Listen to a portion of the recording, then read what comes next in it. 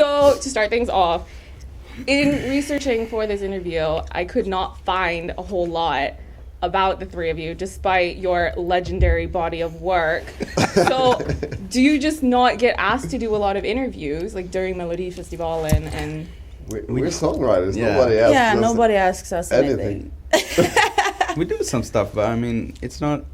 Songwriters aren't that interesting. No, and we've never chosen to be in the limelight like that either. When Måns won in Vienna, we didn't actually go to the walk of what do you call it? Walk of Fame. Walk of Fame. When the winner goes into the press conference and stuff, and we didn't participate because we just went back to the hotel and met our family and friends and back to the studio. But how was that for the three of you? Because I know who the three of you are. So when I was watching it, I could see that you were with him in his little squad during that whole voting process. How was that experience for you? Because he's been asked that question about 20,000 times. We've never heard from the three of you because it's your song, it's your baby that won with the third highest points ever. Probably should have been higher, but no. We don't get into that.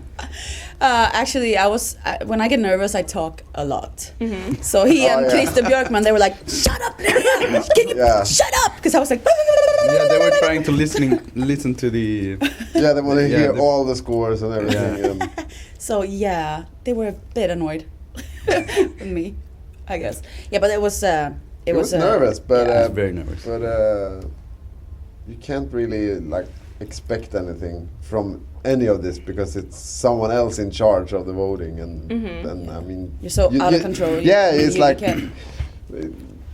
you just have to sit down and just wait for the results and hope for the best, sort of. Yeah. So the three of you now work together, but before working together, you two were in the contest songs like Soldiers and you had Oh My God, Heartstrings, Begging. I'll try not to list your whole discography, but how did you come to work together as a trio?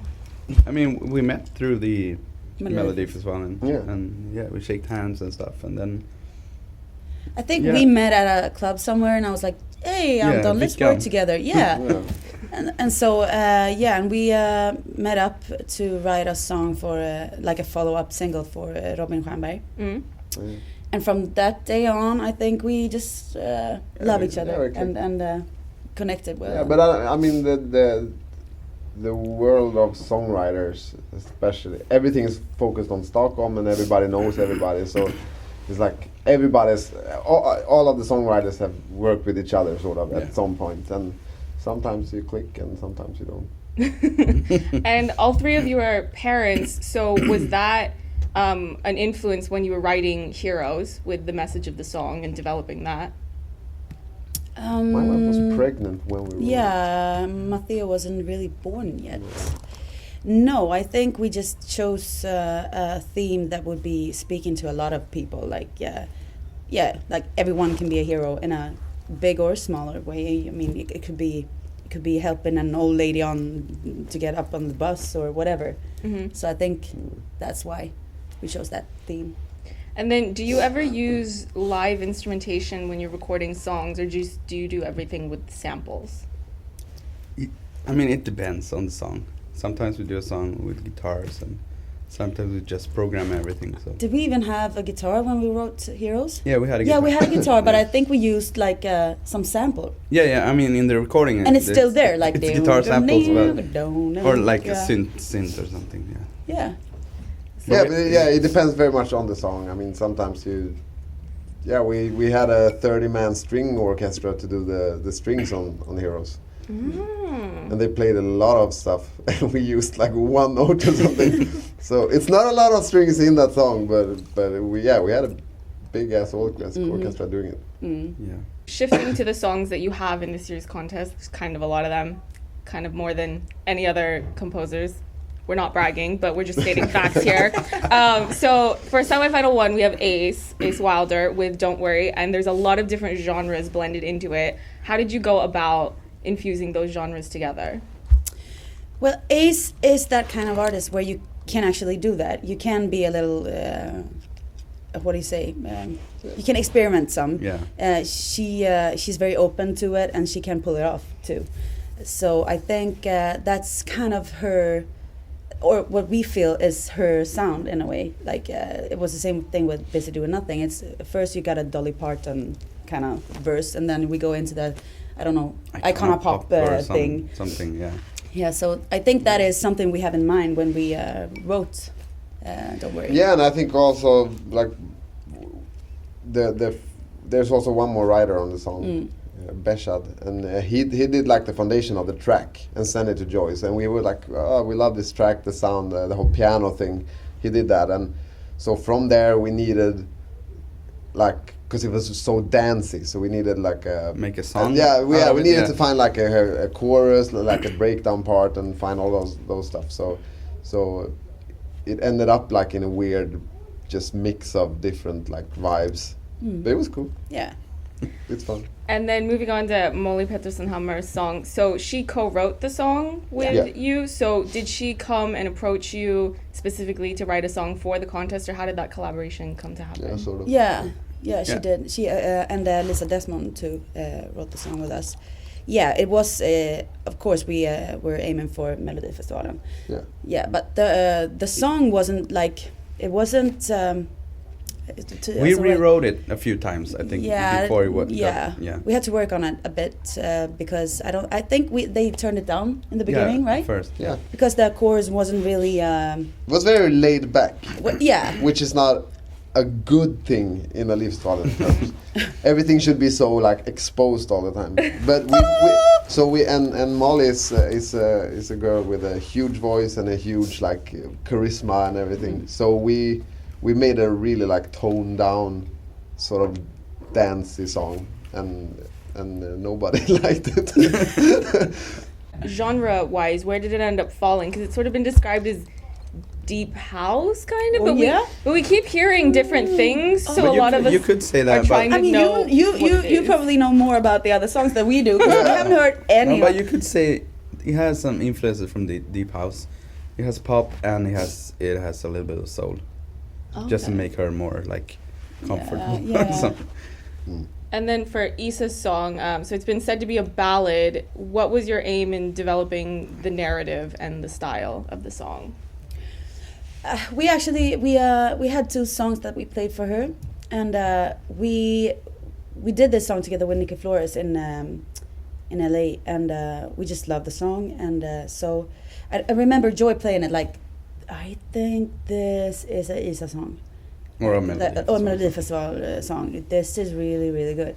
So we played that song and another song for her. And when she heard Wait, she was... Up-tempo. An up-tempo. She was like, yeah. And so we do realize that it is not maybe what people expect from her, because they might want to watch her dance and like a bit more up-tempo song. But it's a kind of risk, but with this song, she pulls it off like crazy. She is such a good singer, and in this song she can focus more on just doing that. I think going back like in 6 months, like going back thinking about it, all of it, I think she's gonna be, people are gonna talk about her and her vocals in that song. It's that kind of song where it's like you just die. Because and she nails it every time. We had Dia, a backing vocalist, in our studio, and she was listening to the song for the first time. And what hits you is how really, really awesomely good she is. Yeah. She is nailing every note. She pulls it off like, I don't know, like brushing her teeth. And she's like, how old is she? She's 17, 17. Right? And she's super mature in her very professional. In her like expression. So it's really cool to see. I think you're gonna love it. And then finally we have Lisa Ajax with My Heart Wants Me Dead, which has generated a ton of hype amongst Eurovision fans because of the song title. Yeah. So everyone's talking about it and they're just expecting the most sounds so from dramatic. It. Yeah, it does. It's very dramatic. Were you aiming for that? It's not a suicidal title song like that. I think maybe you will be disappointed. It's not maybe it's not as dramatic as you think. It's not maybe we can't. The title. I mean, It's a pop song. Okay. It's a straightforward pop song. It's not a dramatic song actually, but it's a good song. It's a very good song. I don't know, but the title was it's very long and it like. It's actually 2 songs put together. Yeah. Can I say that? Yeah. Yeah. Yeah, we did. We wrote with a girl called Smokahontas. She was called Smokahontas. Now it's Sara.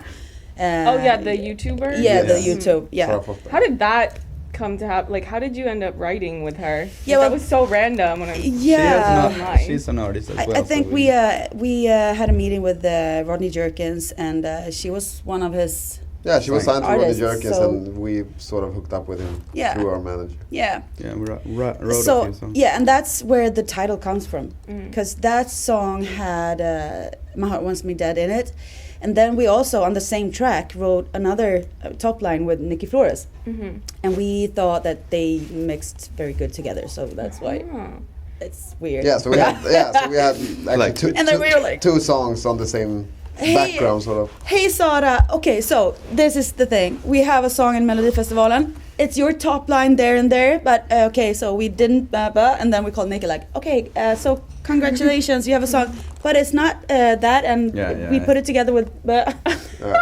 It's a mashup. we're like, yeah, okay, good. So But that's why you 3 are great, because you do take risks and you are not afraid to do something different yeah, instead of recycling the same concept for Yeah, we're I crazy. mean, years. you Crazy, have to do yeah. that, so it's the only way. Well, not like, everybody for- does.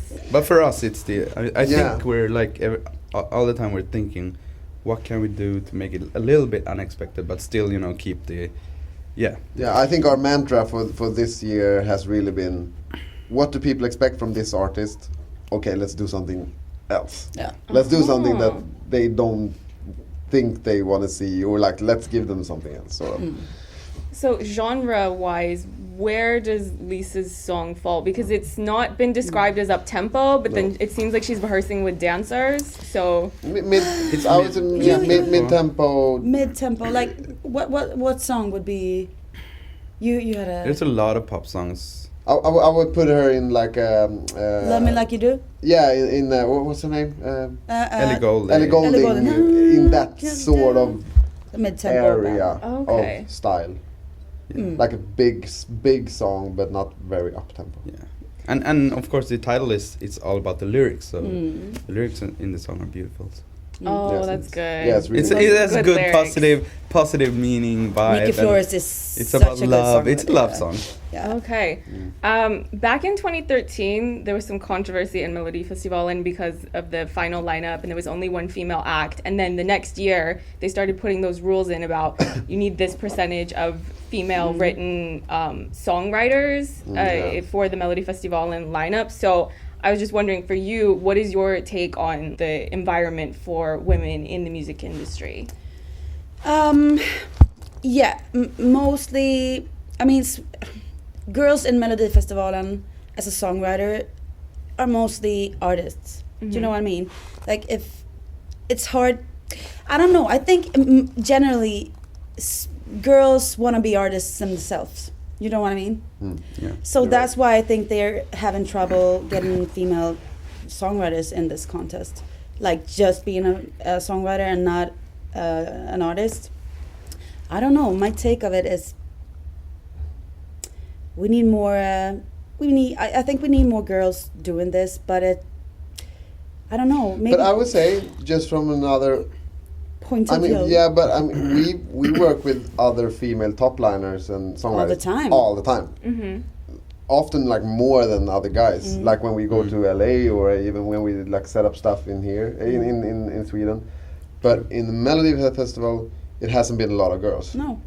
So I don't think that really reflects on how the climate is In the generally. music business, No. So I think it's just girls not writing for the Melodifestivalen, or someone Or, I mean- someone sitting there filtering them out. I don't know. think so, but it's I mean.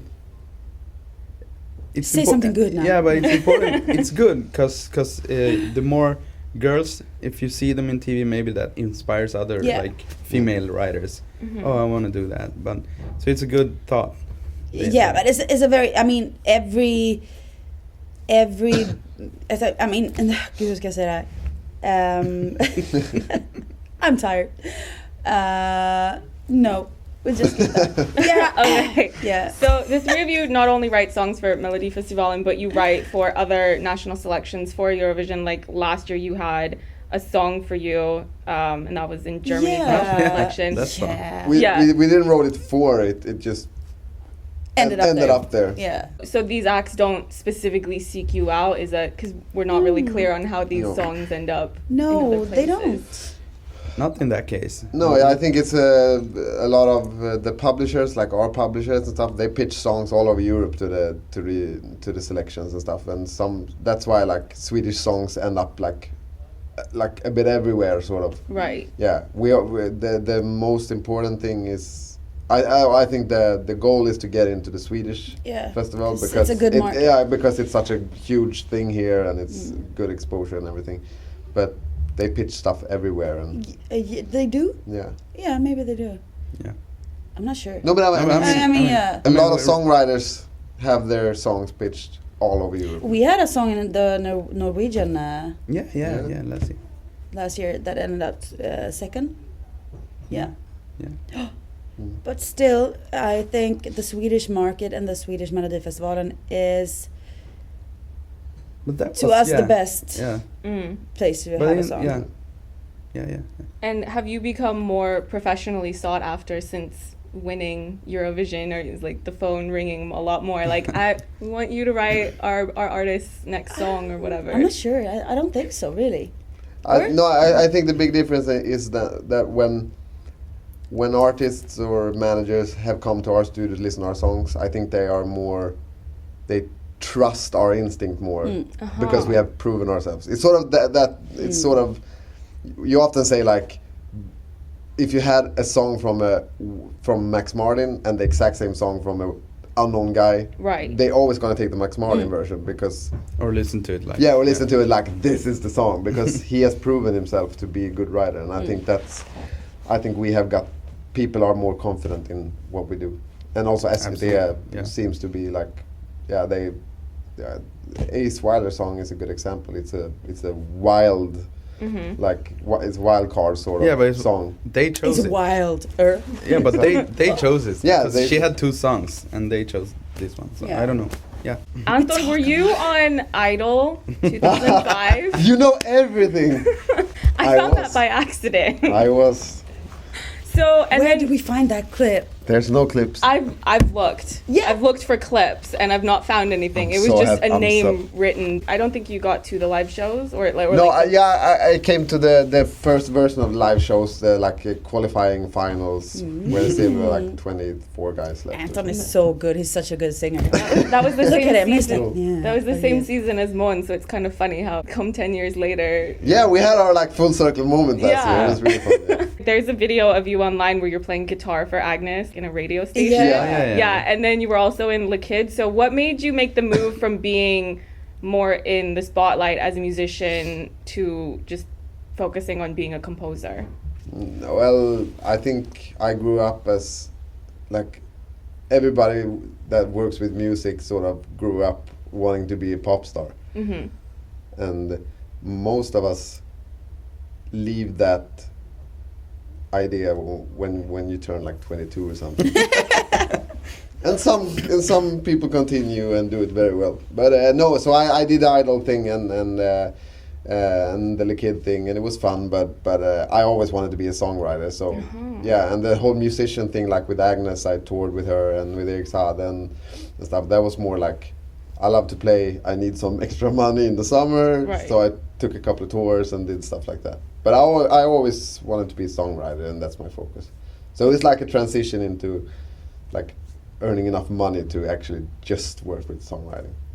Okay, and then moving on to what we were talking about earlier. So you co-wrote a song called 7 Wonders for a little super famous artist in the Eastern Bloc, Sergei Lazarev, and he has a ton of fans, not just in the Eastern Bloc, but all over the world. They love that song. So can you tell us about writing it? This is 6 years ago. Is that long that you wrote it? It's a long time ago. Because I don't think it got released that long ago. But no, and they made a Russian version of it and stuff.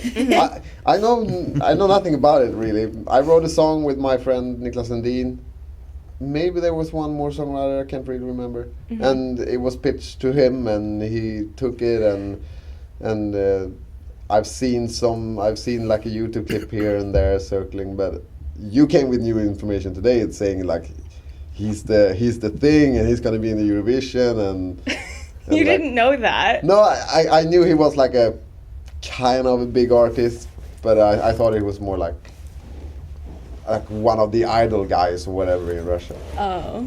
No, he's a big deal. Cool. And then finally, can you just each go through and just sort of explain your background in music? It doesn't have to be your life story, but just sort of how you came to be musical summary. Okay, yeah. I grew up in a very musical family. My mother was a musical artist.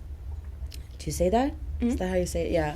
Yeah, so I grew up, and I also were in the musicals, like Annie Get Your Gun, and stuff like that. So to me, it's always been about music. So that's, to me, it was an easy choice to do this. Yeah, I started out like playing metal bands and stuff. Oh.